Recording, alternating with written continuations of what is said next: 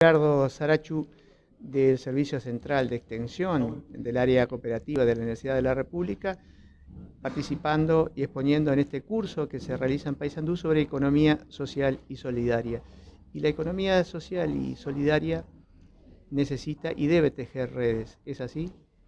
Exactamente, sí. Tratamos bastante hoy de esa problemática, de cómo ir conectando una experiencia con otra, a los efectos de juntos extraer distintos aprendizajes que potencien la organización colectiva, asociativa y solidaria en el departamento.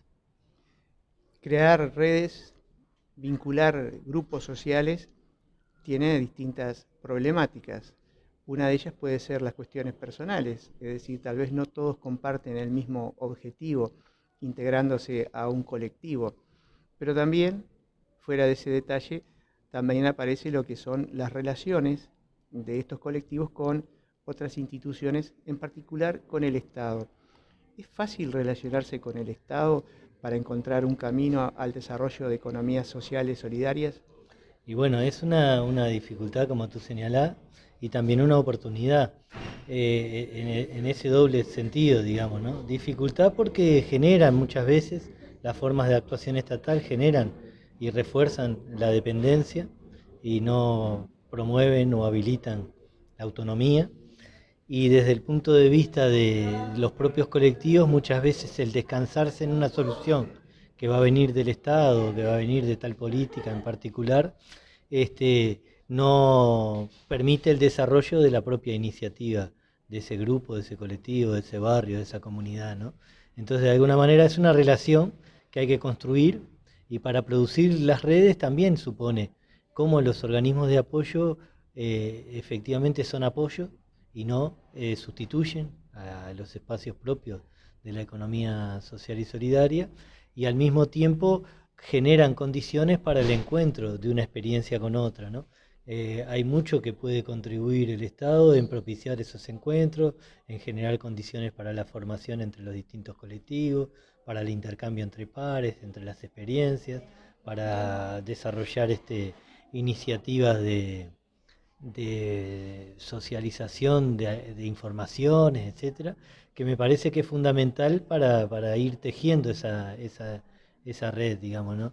No es nosotros hicimos un relevamiento hace muchos años, ya 2015, digamos, fue 2013-2015, pero que tiene vigencia en un sentido de decir, ahí constatamos, ¿no?, cómo gran parte de los emprendimientos de economía social y solidaria tenían más preocupación en coordinar hacia arriba con el Estado que coordinar con sus propios pares para resolver los problemas, ¿no? Lo cual revela un problema también de la propia política. ¿Cuánta disposición tienen los organismos estatales para aprender de la economía social y solidaria y modificar sus formas de organizar las políticas, digamos, ¿no? Un poco por Y, ahí. y en esta charla, en este curso que se realizó hoy, decía charla porque en estos cursos se charla mucho, se conversa mucho, se comparten experiencias, participaron muchos integrantes de colectivos o emprendimientos colectivos. Y hubo algunos, sí, participaron de una red de productores, de asociación de productores agroecológicos que están intentando constituirse y desarrollar una experiencia de producción y de consumo responsable, sustentado en comer sano y comer y producir alimentos. También participaron de organizaciones barriales, comisiones barriales, que han logrado resolver colectivamente distintas circunstancias y necesidades de los barrios, desde las caminerías, las viviendas, pasando por distintas iniciativas culturales. También participaron de cooperativas de vivienda, de cooperativas de trabajo, de cooperativas sociales, de emprendimientos de colectivos feministas, de emprendimientos estudiantiles y gremiales de jóvenes. Un poco fue bastante heterogénea la participación e interesante en esa idea de ir tejiendo la red, digamos, ¿no? Y esta red crece particularmente cuando un país tiene situaciones de empleos complejas. Bueno, justamente siempre cuando se habla de economía social y solidaria, de cooperativismo, emerge con más fuerza a partir de las situaciones de crisis, porque ahí se abren oportunidades donde efectivamente la gente tiene que resolver de otra manera lo que en otras circunstancias de pronto no se le planteaba como desafío, ¿no?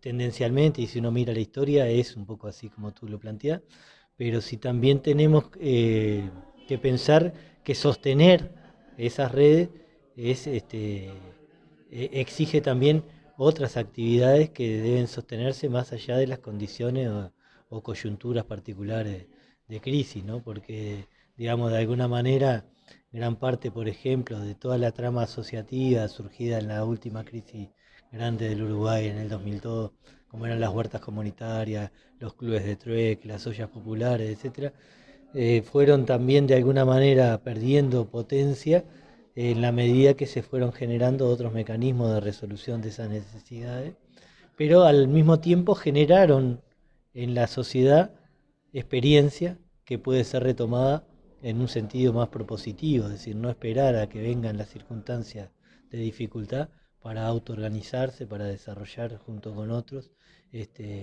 combinar el esfuerzo de unos con lo de los otros para resolver distintas necesidades, ¿no?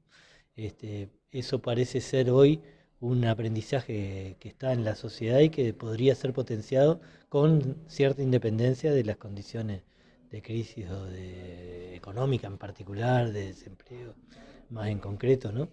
Nos parece que de hecho ya hay bastante, bueno, acá mismo en el departamento, experiencia acumulada que permite decir no hay que esperar a la crisis para autoorganizarse, ¿no? Y esa organización que ha tenido experiencia en Uruguay, que ha disminuido por el cambio de la situación económica, pero que siempre está latente, nos genera una pregunta y lo replanteamos, porque tal vez ya lo estuvimos conversando de alguna manera en su anterior respuesta. Las políticas de asistencia del Estado, la dependencia a veces que se tiene del Estado para realizar o hacer algunas acciones que usted mencionaba y que genera cierto condicionamiento a la independencia y el aprendizaje propio de organizaciones que desarrollan economía social y solidaria, es tal vez el reto a superar, es decir, cómo se crece con un acercamiento al Estado, pero con el desenvolvimiento de una autonomía más plena que le permita sobrevivir o sobrellevar situaciones económicas o particularmente situaciones políticas. Sí, comparto, digamos, la última apreciación, es decir, se produce con esa autonomía, es decir, cuando hay un proyecto propio de autoorganización efectivamente consustanciado, donde cada uno de los participantes que participa directamente en dicho emprendimiento comparte con los demás participantes todos los aspectos que hacen a la vida de ese emprendimiento, y busca relaciones de armonía y de igualdad y de solidaridad, no solo entre sus pares y entre sus integrantes, sino con el conjunto de la comunidad y con el medio ambiente del que forman parte, se va tejiendo una trama que trasciende esa dificultad señalada al inicio, ¿no? Pero lejos de una cosa que tú planteaste al inicio, de la pregunta que tiene que ver, es decir, lejos de no estar creciendo, las formas asociativas se han potenciado enormemente en este periodo para pensar solamente los últimos 15 años, digamos, ¿no? O un poco más todavía. Hay una evolución creciente del cooperativismo en varias áreas. El cooperativismo de vivienda, fundamentalmente, es el que más ha crecido. En segundo lugar, el cooperativismo de trabajo.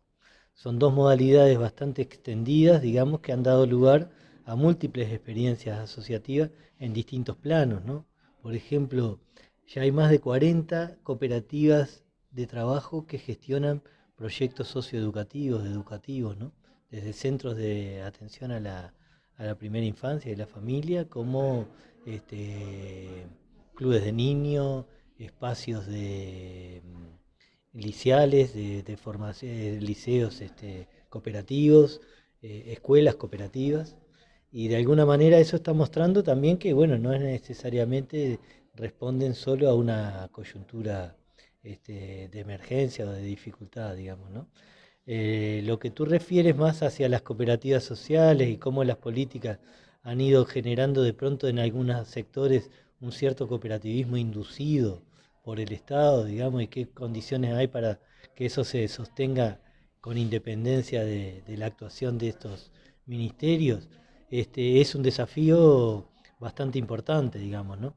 Que es tanto desafío para el propio Estado y su política, como desafío para el sector de la economía social y solidaria, en cómo genera condiciones para que esos colectivos no queden aislados, para que esas experiencias que se fueron desarrollando o que tienen ese origen en la política asistencial puedan ir identificando su efectivo proyecto propio de desarrollo que los haga partícipes de estas redes. En parte, la preocupación de tejer redes entre los propios emprendimientos de economía solidaria tiene por detrás la misma idea que los origina, es decir, cómo hacemos para sostener el desarrollo de estos emprendimientos rompiendo el aislamiento. Ya no es el aislamiento personal para construir una cooperativa, sino el aislamiento de las cooperativas para construir una red y así sucesivamente en proceso de integración e intercooperación que trasciendan la resolución puntual de una problemática particular, digamos, ¿no? Gerardo Sarachu de UDELAR, Servicio Central de Extensión, Área Cooperativismo, gracias por concedernos esta entrevista. No, gracias a ustedes, que me parece que también ayudan a construir la economía solidaria a partir de la comunicación y a tejer redes también con las radios comunitarias, ¿no?